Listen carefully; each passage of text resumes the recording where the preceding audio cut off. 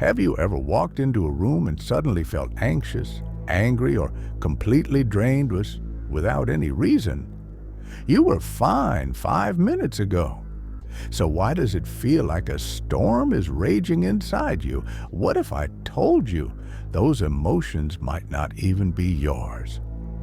Welcome to the hidden war on your energy, a war most people don't even realize they're fighting. You're carrying burdens that don't belong to you. And the worst part? They're designed to keep you stuck. We live in a reality that has trained us to ignore our own energetic boundaries. From a young age, we're taught to absorb, not question. We're taught to be polite, to calm others down, to be strong for those falling apart. We become emotional sponges. But what no one tells us is that every interaction is an energetic exchange. And if you're not aware, you're not just exchanging, you're absorbing.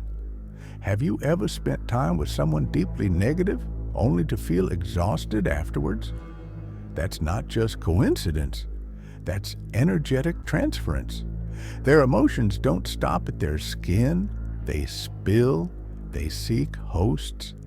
And if you're empathic, sensitive, or spiritually open, you're the perfect host. This is not just psychology. This is frequency. Every emotion carries a frequency. Joy and gratitude vibrate high. Fear and shame vibrate low. And your body, your energy field, is like an antenna.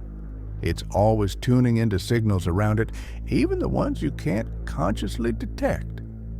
Now imagine walking through your day, a crowded train, your workplace, social media. You're bathing in the energetic emissions of hundreds, even thousands of people. And without awareness or boundaries, you start to carry what isn't yours. Their grief, their anxiety, their shame, their fear, all of it soaking into your field like ink into water. You might think, I just woke up in a bad mood. But what if that mood wasn't even yours? What if your fatigue isn't because you didn't sleep, but because your energy is being drained by emotional weights you never agreed to carry? This is why you feel so off, so confused. It's not just life. It's not just stress. It's energetic contamination. And here's the most insidious part. Many of these emotions aren't even coming from the people around you. Some of them are being broadcast. You heard me. Just like your phone picks up signals from unseen towers, your energy picks up emotional signals from the collective grid. And yes, even artificial frequencies. There are systems in place designed to keep the emotional frequency of the population low. Why? Because low-frequency humans are controllable. They're compliant. They're too tired to ask questions, too anxious to rebel, too heavy to rise. And so the emotional noise gets louder. You think it's yours. You carry it. You blame yourself. You burn out. And all the while, they smile because the system is working. But there's something else you need to understand. You're not weak. You're not broken. The reason you're feeling so much is because you're open. You are energetically sensitive, and this world has never been kind to those who feel deeply. Your gift has been turned against you. Because here's what they never told you. When you feel emotions that aren't yours, it means your soul is active. It means your spiritual antenna is awake. But instead of teaching you how to harness it, they told you to suppress it. Don't be so sensitive. Don't take things so personally. You're too emotional. These phrases weren't just dismissive, they were programming. They were meant to convince you to distrust your own inner signals. Because when you start questioning your emotional radar, you begin to internalize what never belonged to you. You take on the sadness of others and call it depression. You absorb someone else's rage and call it yours.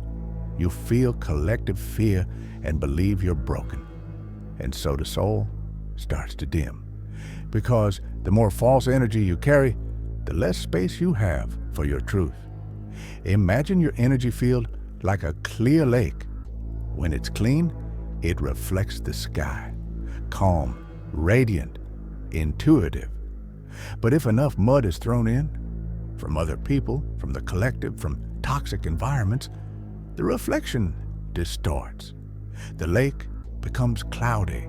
You no longer see clearly, and you begin to question who you are, what you want, and why you feel so lost.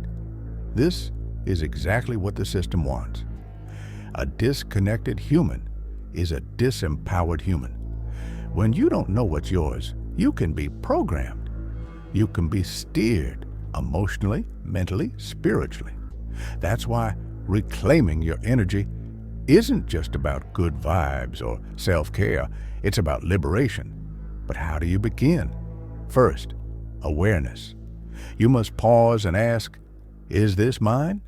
Every time a heavy emotion arises, you'd be amazed how much simply isn't yours. Second, energetic hygiene. You cleanse your body. Why not your energy field? Salt baths, smudging, grounding in nature, cutting cords, silent meditation. They're not trends.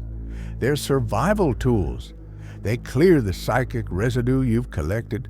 They bring you back to yourself. Third, sovereignty. Begin every day with an intention. I return all energy that does not belong to me. I call my power back. I am whole.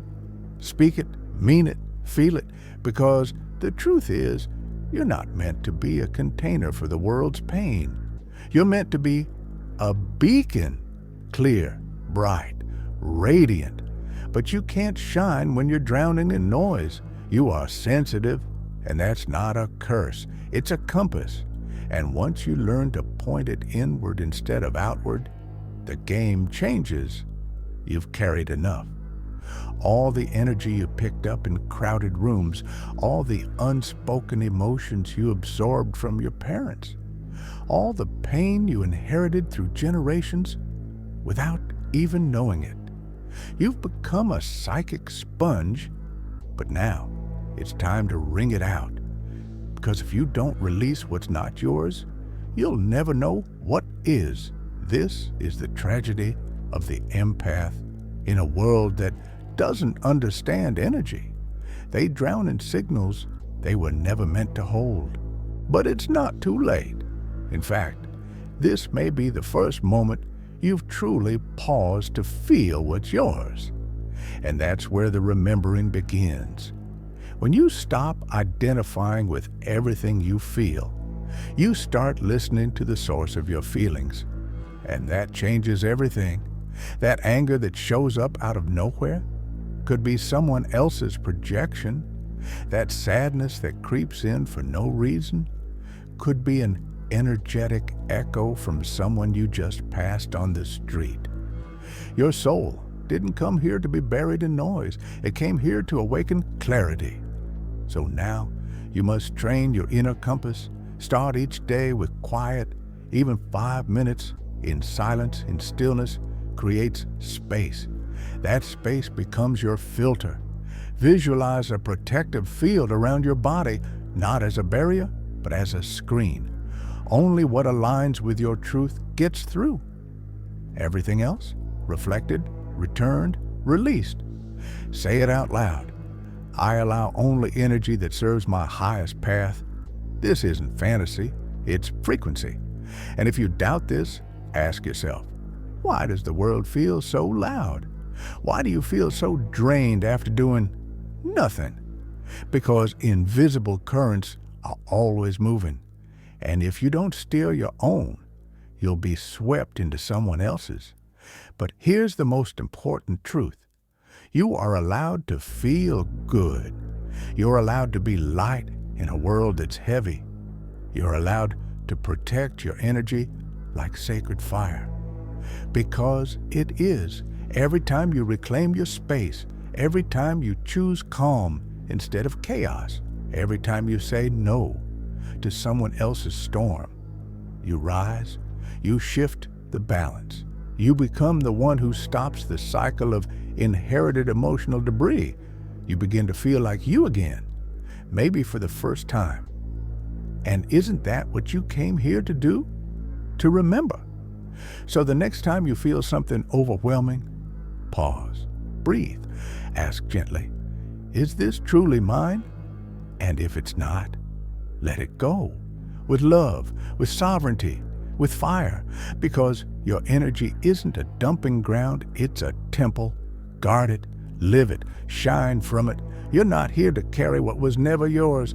You're here to remember who you were before the world forgot. And now you do.